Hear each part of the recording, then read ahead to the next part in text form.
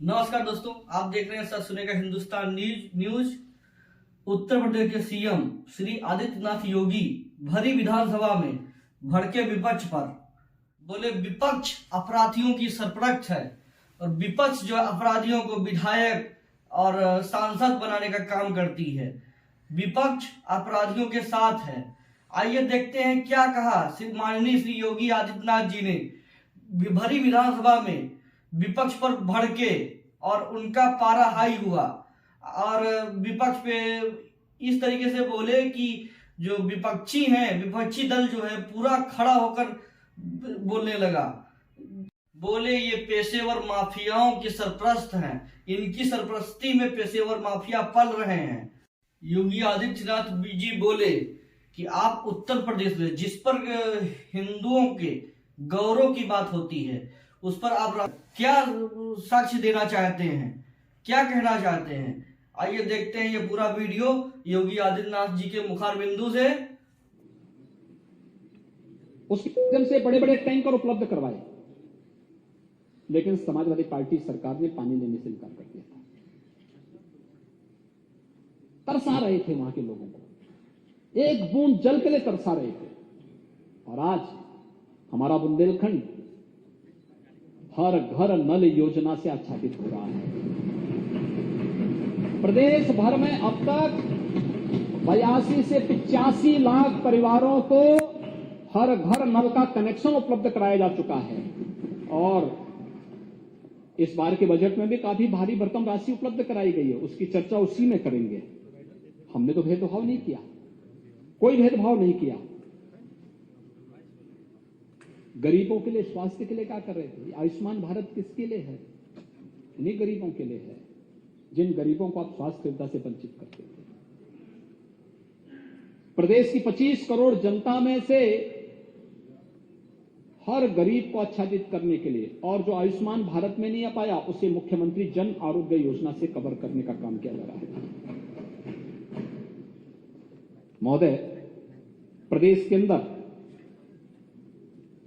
Smart city mission नगरीय क्षेत्रों के लिए 10 देश के अंदर 10 स्मार्ट सिटी बन रहे थे, उनमें से 10 उत्तर प्रदेश के अंदर थे। शेष 7 को राज्य सरकार अपने स्तर पर आगे बढ़ा रही है।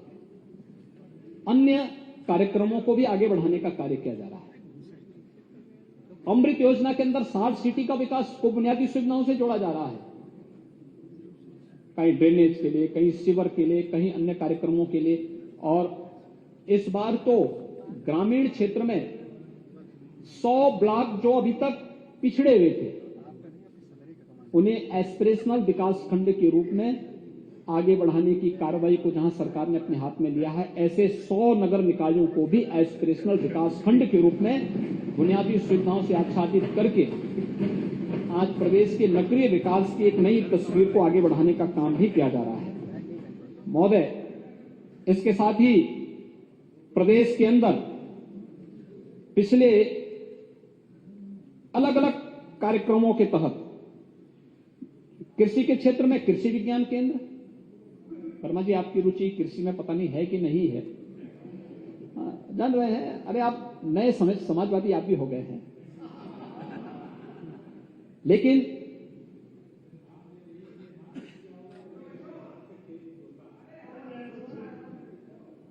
जोता होगा ना अपने लिए, प्रदेश के लिए नहीं। एक जनप्रतिनिधि अपने लिए बने, प्रदेश के लिए थोड़ा बनिए, प्रदेश के लिए बोलिए और प्रदेश के बारे में सोचिए। और महोदय, केंद्र सरकार 20 नए कृषि विज्ञान केंद्र उत्तर प्रदेश को देना चाहती थी, समाजवादी पार्टी की सरकार ने लेने से इनकार कर दिया था। आज हमारी सरकार उन्हें लगा रही है। ये हर कृषि विज्ञान केंद्र के पास एक कृषि विज्ञान केंद्र होते हैं। नेता विरोधी दल को नहीं पता होगा कृषि विज्ञान केंद्र क्या होते हैं, हम उनको बता देते हैं। हर कृषि विज्ञान केंद्र के पास भारत सरकार के खर्चे से 6 से 8 तक कृषि वैज्ञानिक होते हैं, अलग अलग फील्ड के, एग्रीकल्चर के, हॉर्टिकल्चर के, बागवानी के, आपके वेटनरी साइंस से जुड़े हुए, अलग अलग फील्ड से जुड़े हुए विशेषज्ञ होते हैं। और पूरा जो भी खर्चा होता है भारत सरकार उठाती है। राज्य सरकार को केवल लैंड देनी थी, लेकिन लैंड नहीं दी। हमारी सरकार आई, हमने लिया, और आज वे सभी, आज प्रदेश के अंदर 89 कृषि विज्ञान केंद्र हैं, और वे सभी प्रदेश के अंदर किसानों को अच्छी तकनीक के साथ जोड़ने में अपना योगदान दे रहे हैं। प्रदेश को आगे बढ़ाने का कार्य किया जा रहा है। प्रदेश में तमाम अन्य तकनीकी जिससे उसे आगे बढ़ाने का कार्य हो रहा है। और महोदय, इसके साथ ही हम लोगों ने तय किया है अभी एक फैमिली आईडी कार्ड जारी करने के लिए भी इस बार के बजट में पैसे की व्यवस्था की जा रही है। फैमिली आईडी कार्ड, हर परिवार के पास अपना एक कार्ड होगा, पता होगा इसमें कौन सी योजनाएं इन्हें मिल गई हैं, किन योजनाओं को इन्हें अब तक नहीं उपलब्ध कराया गया। और जो भी गरीब, जो भी वंचित,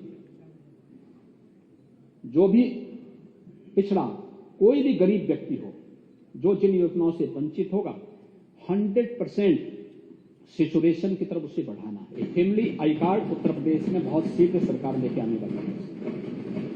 हमने 3 नए विश्वविद्यालय और दिए हैं, 4 विश्वविद्यालय दिए हैं। एक मां पाटेश्वरी के नाम पर, एक मां विंध्यवासिनी के नाम पर, एक मुरादाबाद के अंदर, और एक महात्मा बुद्ध के नाम पर भी कृषि विश्वविद्यालय, और एक फार्मा के लिए भी विश्वविद्यालय स्तर का इंस्टीट्यूट बनाने के लिए भी हम कार्रवाई करने जा रहे हैं। 5 नए संस्थान हम प्रदेश के अंदर लेके आने वाले हैं। आगरा और वाराणसी में साइंस सिटी, लखनऊ के बगल में ही सीतापुर है। महोदय, भारत का पूरा वैदिक ज्ञान इसी सीतापुर में, नैमिषारण्य में लिपिबद्ध हुआ था। हर भारतवासी गौरव की अनुभूति करता है। दिया तले अंधेरा, हम भूल गए। आज वहां पर हमारी सरकार वैदिक विज्ञान केंद्र की स्थापना करने जा रही है। बजट का प्रावधान भी उसमें किया गया है। कृषक दुर्घटना बीमा योजना के लिए दायरा बढ़ाया गया है, और उज्ज्वला योजना के जो लाभार्थी थे उनको भी 2 सिलेंडर होली और दीपावली के अवसर पर उपलब्ध करवाने के लिए 1,74,00,000 लाभार्थी हैं। उसके लिए बजट का प्रावधान हम लोगों ने कर दिया है। हाँ, बजट में बोलेंगे ना खन्ना जी, थोड़ा आप उस समय बोला करिए ना, थोड़ा आपको बैटिंग को समय करनी चाहिए थोड़ा कायदे से। और वहां कार्य करे जा रहा है। और महोदय, दिव्य और भव्य कुंभ का आयोजन 2025 में ये प्रयागराज की धरती में होगा। प्रयागराज की धरती पे हम लोग इस कार्यक्रम को भव्यता के साथ करेंगे। और मैं तो फिर चाहूंगा कि शुभ कार्य में सब लोग मिलकर के कार्य करें। देखिए, जनता जान रही है, जनता से कुछ नहीं छुपा हुआ है, कौन क्या कर रहा है। और इसलिए हम लोग प्रदेश के विकास के बारे में 25 करोड़ जनता के प्रति हमारी जवाबदेही है। सरकार की भी, इस सदन में बैठे हुए प्रत्येक माननीय सदस्य की भी 25 करोड़ जनता के हितों के बारे में, उनके कल्याण के बारे में, उनके रोजगार के बारे में, उसके उत्थान के बारे में, उसकी ईज ऑफ लिविंग के बारे में, उसके बेहतर भविष्य के बारे में। हम कोई भी अपनी जिम्मेदारी से उससे बाहर नहीं हो सकते। और इसलिए मुझे केवल यही अपील करनी है कि हम लोग इस दिशा में मिलकर के कार्य करेंगे तो अच्छा होगा। महामहिम राज्यपाल ने अपने भाषण के माध्यम से इन्हीं बिंदुओं की ओर सदन का ध्यान आकर्षित किया। उपलब्धियों के लिए भी और भावी योजनाओं के बारे में भी मैं आभारी हूं आदरणीय राज्यपाल महोदय का कि उन्होंने कृपापूर्वक आकर के यहां पर इस सदन को समेत सदन को संबोधित किया, अपना मार्गदर्शन किया और शासन को अच्छे कार्य के लिए प्रोत्साहित करते हुए उत्तर प्रदेश को अच्छी दिशा में आगे बढ़ने के लिए अपनी इच्छा भी दी। और मैं इसके लिए अपने उन सभी माननीय सदस्यों का महोदय 144 माननीय सदस्यों ने इस पूरी डिबेट में भाग लिया है।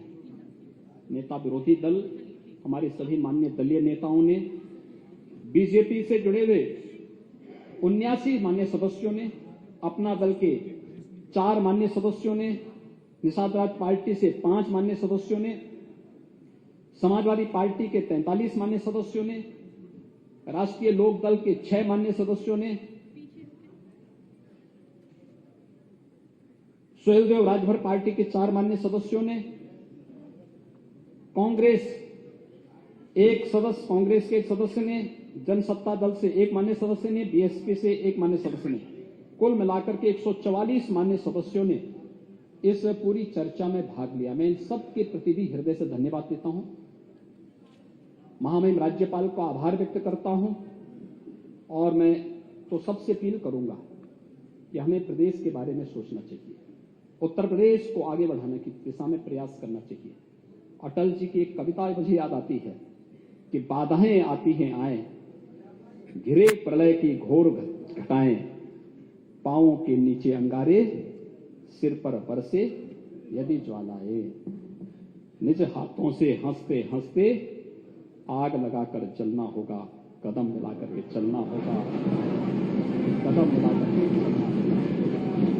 सरदेव अटल जी की इस कविता के साथ मैं सभी माननीय सदस्यों से अनुरोध करूंगा कि राज्यपाल संवैधानिक प्रमुख होता है। राज्यपाल संवैधानिक प्रमुख होने के नाते राज्यपाल जी के प्रति सम्मान का भाव व्यक्त करते हुए हमें अभिभाषण को एक स्वर से पारित करते हुए महामहिम राज्यपाल जी का आभार व्यक्त करना चाहिए, उनके मार्गदर्शन के लिए और उनके दिशा निर्देश के लिए। अध्यक्ष जी, आपने अवसर दिया, मैं इसके लिए आपका हृदय से आभारी हूं और मैं विश्वास व्यक्त करता हूं कि इस पूरा सदन महामहिम राज्यपाल के इस अभिभाषण को जो माननीय सदस्य डॉक्टर नीलकंठ तिवारी जी ने प्रस्तुत किया है, इसको ध्वनिमत से प्राप्त। ये लोग न्याय की बात करते हैं। महोदय, अध्यक्ष महोदय, मेरा निवेदन है आपसे कि इसकी सूची जरूर on the floor of house आ जाए, सभी माननीय सदस्य की जानकारी में आ जाए। फ्लोर के सदन के फ्लोर पे ही हम इसको टेबल करेंगे। हो गया टेबल, अध्यक्ष महोदय, वो टेबल हो गया ना आपने जो बात टेबल नहीं चाहिए मुझे, मैं सूची चाहता हूं on the floor of house आ जाए, वो तो इससे पूरे सदन की जानकारी में आ जाए।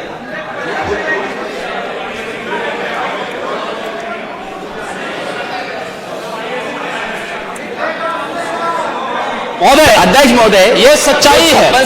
सेलेक्ट और उनकी सूची मुखर्जी बोला तो उनका है। समय के युवाओं के साथ क्या भेदभाव होता था? कौन सा ऐसा आयोग था? अधीनस्थ सेवा चयन आयोग, उत्तर प्रदेश लोक सेवा आयोग, माध्यमिक शिक्षा चयन आयोग, उच्चतर शिक्षा चयन आयोग, पुलिस की भर्ती और कौन कौन सी भर्ती होती थी उस समय क्या होता था? किसी से छुपावा नहीं है। हाँ, उसी में लिखता अधीनस्थ सेवा चयन आयोग में ये सब होता था जी, उस समय हो जाता था।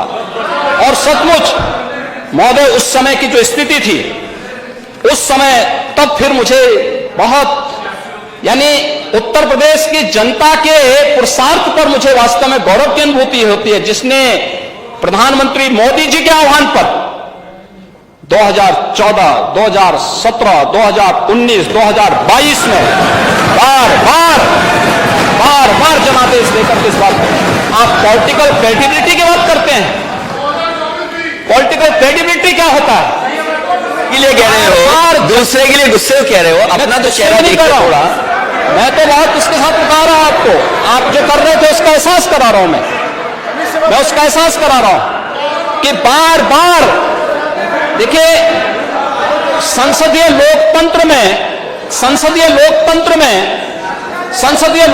में पॉलिटिकल क्रेडिबिलिटी का सबसे बड़ा माध्यम है जनता का जनादेश, और दूसरा पॉलिटिकल क्रेडिबिलिटी का सबसे बड़ा माध्यम है दूसरा देश और दुनिया का विश्वास। ये जो लगभग 35 लाख करोड़ रुपए के निवेश के प्रस्ताव उत्तर प्रदेश को प्राप्त हुए हैं, ये 35 लाख करोड़ रुपए के निवेश के प्रस्ताव ये पॉलिटिकल क्रेडिबिलिटी का सबसे अच्छा उदाहरण हो सकता है। मुझे आश्चर्य इस बात को हुआ, आश्चर्य तो मुझे इस बात के लिए हुआ कि उत्तर प्रदेश जिन जिन उपलब्धियों में नंबर 1 पर है, जिन बातों में पिछले 6 वर्षों में उत्तर प्रदेश ने नंबर 1 स्थान प्राप्त किया, उन उपलब्धियों के बारे में हर उत्तर प्रदेश वासियों को गौरव की अनुभूति करनी चाहिए, चाहे वो सत्ता पक्ष का हो, विपक्ष का हो, या कोई भी उत्तर प्रदेश का वासी हो। हर एक को गौरव की अनुभूति होनी चाहिए। हमारा उत्तर प्रदेश आगे बढ़े, हम सबको गौरव होना चाहिए। लेकिन हम कहें साहब ये तो गलत है, हम ये कहें कि साहब नहीं, उत्तर प्रदेश तो अभी जो है 50वें स्थान पर है, तो 50 तो राज्य ही नहीं यूपी में अंदर। आश्चर्य होता है हमें, यानी उन्हें यह दिखाने में कि उत्तर प्रदेश तो भी पिछड़ा है, उत्तर प्रदेश बीमारू है, यह बोलने में गौरव की अनुभूति होती है। यह उत्तर प्रदेश के बारे में इनकी मंशाओं को उजागर करता है, क्योंकि जब इनका शासन था तब कुछ कर नहीं पाए, और आज डबल इंजन की सरकार डबल स्पीड के साथ उन योजनाओं को जमीनी धरातल पर उतार करके उत्तर प्रदेश के अंदर 25 करोड़ जनता को बिना भेदभाव के शासन की योजनाओं का लाभ दे रही है, तो उनको बुरा लगता है। ये सब बुरा लगता है उन्हें, और फिर उसको लेकर के तमाम प्रकार की चर्चाएं शुरू हो जाती हैं, तमाम प्रकार की बातें फिर शुरू होती हैं। होना तो यह चाहिए कि हर सदस्य को, हर माननीय सदस्य को, वो सत्ता पक्ष का हो, विपक्ष का हो, उसको उत्तर प्रदेश के गौरव पर, उत्तर प्रदेश की उपलब्धि पर गौरव की अनुभूति करनी चाहिए। आपको कहना चाहिए था। ये तो अध्यक्ष महोदय, ये पेशेवर माफिया और अपराधियों के सरपरस्त हैं, और ये लोग लगातार यही करते रहे हैं। इनके रग रग में अपराध भरा हुआ है, अपराध के अलावा इन्होंने कुछ सीखा ही नहीं है। क्या सच नहीं क्या? पूरा प्रदेश इस बात को जानता है, और आज ये लोग अपनी साफ गोई की सफाई देने के लिए यहां पर आए हैं। आप अपने स्थान पर चले, मुख्यमंत्री जी अपनी बात कह रहे हैं, आपको भी अवसर मिलेगा, आप अपनी बात कहिएगा। सच नहीं है वो, आप जो भी बात आपने कहने आप कहिएगा। अभी मुख्यमंत्री जी बोले, आपने जो बात कहनी है अपनी बात कहिएगा, आपको अवसर मिलेगा, आप अपनी बात कहिएगा। आपको अवसर मिलेगा तो आप अपनी बात कहिएगा, आपको भी अपनी बात कहने का अधिकार है। आप अपनी बात कहिएगा जब आपको अवसर मिलेगा। अभी सुनिए, अगर आपको लगता है कि कोई बात गलत है तो आप अपनी बात कहिएगा, आपको अपनी बात कहने का अधिकार है। कल यह कृत्य किया है, वह माफिया उत्तर प्रदेश